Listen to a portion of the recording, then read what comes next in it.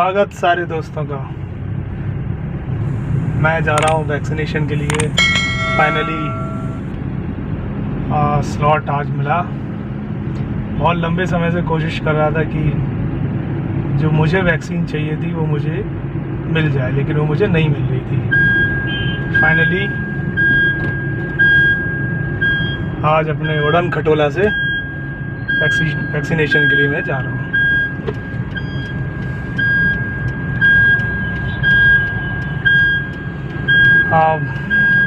बहुत शॉर्टेज थी वैक्सीन की और काफ़ी गालियां दी जा रही थी सरकार को। हम सबको ये चीज़ समझनी चाहिए कि ये केवल एक इंसान की या एक समाज की, एक सरकार की समस्या नहीं है। ये हम सब की समस्या है और हम सबको इसमें सरकार को सहयोग करना चाहिए। गालियां देने के बजाय, टांग खींचने के बजाय सपोर्ट करना बहुत ज़रूरी है। वैक्सीन रातों रात तो नहीं बन जाएंगी। ऐसा तो नहीं है कि वैक्सीन अवेलेबल है, वैक्सीन का निर्माण हो चुका है और फिर उसके बाद अगले दिन सब पूरे भारत में 130 करोड़ लोगों के लिए वैक्सीन अवेलेबल हो जाए। समय लगता है इन सारी चीज़ों में और धीरे धीरे सारी चीज़ें होती हैं। इसमें सहयोग बहुत ज़रूरी है, पेशेंस बहुत ज़रूरी है और सबको स्लॉट मिलता है, सबका समय आ जाता है वैक्सीन के लिए। तो आज मैंने अपना स्लॉट बुक किया था कल और आज फाइनली मैं ग्वालियर की एक अच्छी खासी यूनिवर्सिटी, जीवाजी यूनिवर्सिटी जा रहा हूँ, जहाँ पर मेरा वैक्सीनेशन होगा। चलिए मिलते हैं वहीं पर, और अगर वहाँ अलाउ किया जाएगा तो मैं वहाँ वीडियो बनाऊंगा, नहीं किया जाएगा तो फिर मैं आपको बताऊंगा कि मैंने कोवैक्सीन ही क्यों प्रेफर की है या चूज़ की है। चलिए मिलते हैं यूनिवर्सिटी में। स्वागत अभिनंदन मेरे सारे दोस्तों का जो मेरे वीडियो देख रहे हैं, पसंद कर रहे हैं। मेरे चैनल, मेरे YouTube चैनल ज़िंदगी रीलोडेड 2.0 में। फ्रेंड्स, इस समय आप जानते हैं कि पिछले साल लगभग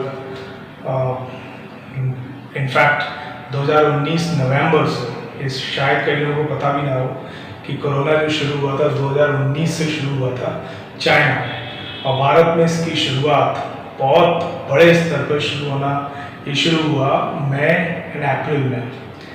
तो हम लगातार अभी तक इस बीमारी से जूझ रहे हैं, फाइट कर रहे हैं और रोज कोई ना कोई नया उपाय लेके आ रहे हैं। साइंटिस्ट कुछ नई ड्रग लेके आते हैं, कोई नई वैक्सीन लेके आते हैं। दुनिया भर में अभी भी खोजें चल रही हैं, अभी भी कोई पर्टिकुलर एक ड्रग नहीं मिली है कि जो भाई एक सुबह एक गोली खाओ और एक शाम को खाओ और 2 या 3 दिन ये खाओ और आपका कोरोना चला जाएगा। ऐसा नहीं है। लेकिन हमारे साइंटिस्ट ने और दुनिया भर के साइंटिस्ट ने, जैसे अमेरिका में और ब्रिटेन में, और ख़ासतौर से मैं अपने देश की बात करूँगा कि हमारे देश में हमारे साइंटिस्ट ने बड़ा ही काबिल तारीफ काम किया। 1 साल के अंदर उन्होंने कोरोना की वैक्सीन लॉन्च कर दी। वो वैक्सीन का नाम था कोवैक्सीन। तो ये, जी हाँ, ये आज का जो वीडियो है ये उस वैक्सीन के बारे में भी है, वैक्सीनेशन के बारे में भी, जिसके बारे में मैं आपको बताऊंगा कि कोवैक्सीन मेरी प्रेफर्ड चॉइस क्यों है, मैं कोवैक्सीन की तरफ क्यों गया और मैंने कोविशील्ड को क्यों नहीं प्रेफर किया। राइट। तो एक्चुअली अप्रैल मई 2 महीने तो बहुत जद्दोजहद के महीने थे, स्लॉट्स नहीं मिल रहे थे और मुझे इतनी टेक्नोलॉजी अभी भी इतनी नहीं आती है। मैं कोशिश कर रहा हूँ सीखने की, रोज़ कुछ ना कुछ नया सीखता हूँ।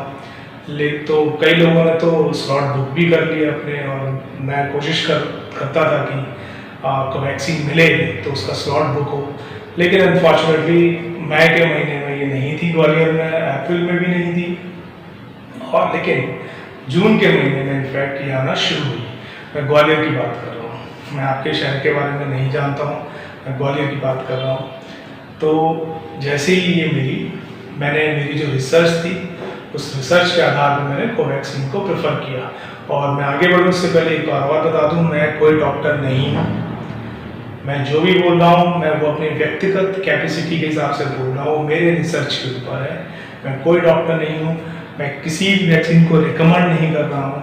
आप जो भी वैक्सीन लगवाएं प्लीज़ अपने डॉक्टर से कंसल्ट करके उनकी सलाह लेकर ही लगवाएं। तो वैक्सीनेशन के बारे में हम आगे बढ़ेंगे तो सबसे पहले हमें पता होना चाहिए कि वैक्सीन की ज़रूरत क्यों पड़ती है। वैक्सीन का सीधा संबंध होता है इम्यूनिटी के साथ। इम्यूनिटी क्या होती है? इम्यूनिटी हमारी एक फोर्स है हमारा। और अगर मैं बहुत सीधे शब्दों में इसको आपको बताऊंगा जिससे आपको आसानी से समझ में आ सके, ये हमारी फौज है, हमारी आर्मी है। इम्यूनिटी हमारी बॉडी के अंदर, या हमारी बॉडी खुद एक आर्मी की तरह काम करती है। ये हमें कई रोगों से बचाती है, कई डिजीज़ से बचाती है। और डिजीज़ कौन फैलाते हैं? डिजीज़ फैलाते हैं bacteria, virus, fungus, parasite, etc। तो ये जो डिजीज़ कॉजिंग एलिमेंट्स हैं या जो बीमारियां फैलाते हैं उनसे हमारी फौज हमें बचाती है। वो फौज क्या होती है? वो फौज हमारे अंदर भी होती है, वो फौज हमारे बाहर भी है। बाहर कौन सी फौज? हमारी स्किन, राइट। ये हमारी स्किन, हमारा सलाइवा, जो मुंह में हमारी जब हिंदी में बोलते हैं ना लार, तो वो सलाइवा वो भी इम्यूनिटी का काम करती है। तो एक्चुअली और ये इम्यूनिटी जो होती है वो किससे हम बढ़ा सकते हैं? हमारी आर्मी को किससे हेल्प मिलेगी, किससे हम उसकी शक्ति बढ़ा सकते हैं? अच्छा खाना खाने से, हरी सब्जियां खाने से, अच्छी नींद लेने से, एक्सरसाइज करने से। रोज कम से कम हमें 1 घंटे एक्सरसाइज करनी चाहिए, चाहे आप वॉकिंग करें, चाहे जॉगिंग करें, कुछ भी करें। 1 घंटे 1 hour exercise is must, right. अच्छी नींद लें, ये बहुत ज़रूरी है, जिससे हमारी जो आर्मी है वो सतर्क रहे, वो कायम रहे, और जो उसका काम है कि दुश्मनों से लड़ना, वो उनसे लड़ती रहे। तो आप एक्चुअली इम्यूनिटी 3 तरह की होती है। पहली इम्यूनिटी होती है इनेट इम्यूनिटी। इनेट इम्यूनिटी क्या होती है? मैं इंग्लिश में बोल रहा हूँ लेकिन मैं इसको समझा देता हूँ आपको कि ये जो इम्यूनिटी होती है ये हमें जन्म से ही मिलती है, राइट। और जन्म से मिलती है, ये डे 1 जिस दिन हम इस दुनिया में आते हैं उसी दिन से इसका काम शुरू हो जाता है, राइट। जैसे मैंने आपको बताया हमारी स्किन क्या है? ये हमारी इम्यूनिटी का एक पार्ट है। हमारी स्किन पे कोई भी बैक्टीरिया या वायरस होगा हमारी स्किन पर अंदर नहीं जा सकता, अनलेस कि हमारी स्किन में कोई कट हो, राइट। अगर हमारी स्किन में कोई कट होगा तो वो उसके अंदर जा सकता है। जैसे टिटनेस होता है। टिटनेस में क्या होता है कि कई बार हमें लोहे से लग जाती है या धूल में कोई स्क्रैचेस आ जाते हैं, वो बहुत डीप होते हैं। तो हमें उसके लिए, अगर आपने उसका वैक्सीन नहीं लिया है तो हमें उसका वैक्सीनेशन करना पड़ता है, राइट। क्योंकि उसमें डर होता है कि उस जो टिटनेस का जो बैक्टीरिया है आपकी बॉडी के अंदर ना चला जाए। तो इसके लिए हमें उसका वैक्सीनेशन करवाना पड़ता है अगर पहले से आपने वैक्सीनेशन नहीं करवाया है। तो एक तो ये हुई इनेट इम्यूनिटी। दूसरी हुई एक्टिव इम्यूनिटी। एक्टिव इम्यूनिटी क्या होती है? एक्टिव इम्यूनिटी जैसे जैसे हम ग्रो करते हैं, जैसे हमारा शरीर ग्रो करता है, उसी हिसाब से इम्यूनिटी वो बढ़ती है। या तो कभी कभार हमें बीमारियां पकड़ लेती हैं, हम बीमारियों के संपर्क में आते हैं, तो वो जो इम्यूनिटी होती है तो उन बीमारियों से हमारे अंदर इम्यूनिटी आ जाती है। तो नेक्स्ट टाइम जब वो बीमारी फिर से आएगी, चाहे वो वायरस के थ्रू हो, चाहे वो बैक्टीरिया के थ्रू हो, तो हमारे अंदर जो आदमी है उसको पता होता है कि फिर से आ गया, तो वो उसके खिलाफ लड़ लेते हैं, राइट। और तीसरी होती है पैसिव इम्यूनिटी। पैसिव इम्यूनिटी क्या होती है? ये शॉर्ट टर्म होती है। जैसे कि बेबी होता है, बेबी को अपने मदर मिल्क जो होता है उससे उसको मिलती है, वो बहुत शॉर्ट टर्म के लिए होती है। तो मदर मिल्क जो होता है उसके अंदर एक बहुत पावर होती है और वो कई बीमारियों से लड़ने में बच्चे के लिए हेल्पफुल होती है। तो ये हुए इम्यूनिटी के प्रकार के 3 तरह की इम्यूनिटी एक्चुअली काम करती है। अब इम्यूनिटी कैसे बढ़ाएं ये भी मैंने आपको बता दिया। इम्यूनिटी घटती कैसे है ये मैं आपको बताता हूँ कि जैसे आजकल कई लोग फास्ट फूड बहुत खाते हैं, जंक फूड बहुत खाते हैं, या सॉफ्ट ड्रिंक बहुत ज़्यादा पीते हैं, मैं पर्सनली इन चीज़ों को पसंद बिल्कुल नहीं करता हूँ। और मुझे याद भी नहीं है कि मैंने सॉफ्ट ड्रिंक लास्ट कब पी है। मैंने अपने लाइफ में आज तक जितने भी जंक फूड है, जो चिप्स आती हैं, मैं किसी का नाम नहीं लूँगा, जो चिप्स आती हैं, मैंने कभी भी अपने लाइफ में इनको टेस्ट नहीं किया है। मैं इनको बिल्कुल ना तो छूता हूँ, ना रिकमेंड करता हूँ, और आप सभी से भी रिक्वेस्ट करूँगा कि प्लीज़ इनको ना खाएं, अच्छी चीज़ें खाएं जिससे आपके शरीर की आर्मी मजबूत हो। राइट, अब आते हैं कोरोना के ऊपर। कोरोना की जो वैक्सीन है, कोरोना की जो वैक्सीन है, एक्चुअली इसकी कोई वैक्सीन थी ही नहीं। कोरोना जो था वो ऐसा बताया गया कि इसका जो वायरस है वो उसके खिलाफ हमारे अंदर इम्यूनिटी नहीं है, हमारी आर्मी जो उसके अंदर इतनी शक्ति नहीं है कि उसके वायरस का सामना कर सके। लेकिन बाद में पता चला कि 85% 90% लोग बड़े ही माइल्ड सिम्टम, बहुत हल्के सिम्टम्स उनके अंदर आते हैं और वो आसानी से लड़ लेते हैं। समस्या होती है, जो पूरी जद्दोजहद होती है, जो पूरी जो मुश्किल आती है, वो 10% लोगों के साथ आती है। खास तौर से जो हमारे सीनियर सिटीजन्स हैं, जो 60 साल के ऊपर हैं, उनको ये समस्या आती है कि वो उससे लड़ने में कभी कभी कमज़ोर पड़ जाते हैं।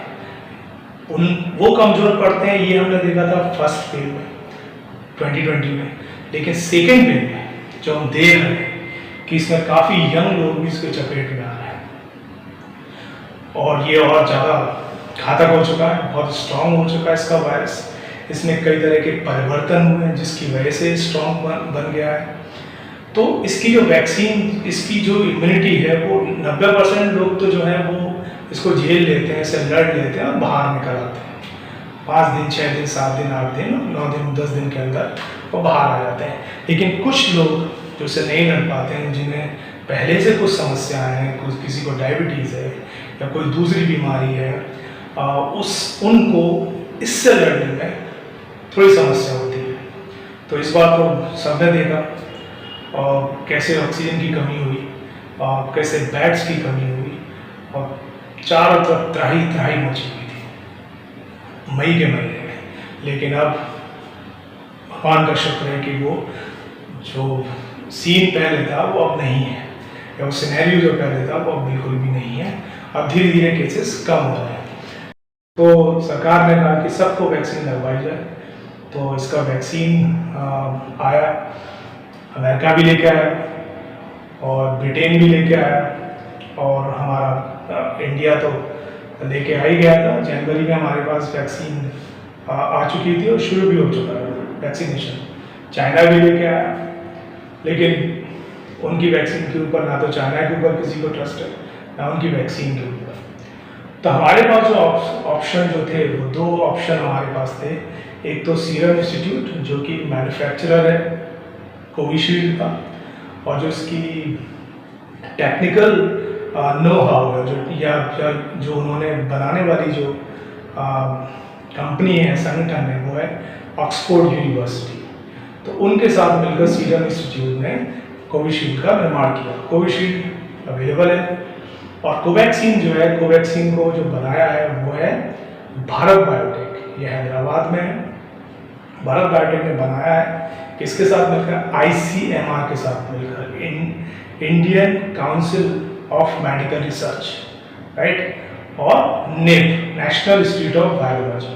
एक्चुअली हुआ क्या था कि निव में, नेशनल इंस्टीट्यूट ऑफ बायोलॉजी के जो हमारे साइंटिस्ट हैं, जिनका काम ही है वायरस के ऊपर स्टडी करना, और वायरस किस किस तरह की बीमारियों को फैलाते हैं, इसके ऊपर स्टडी करना।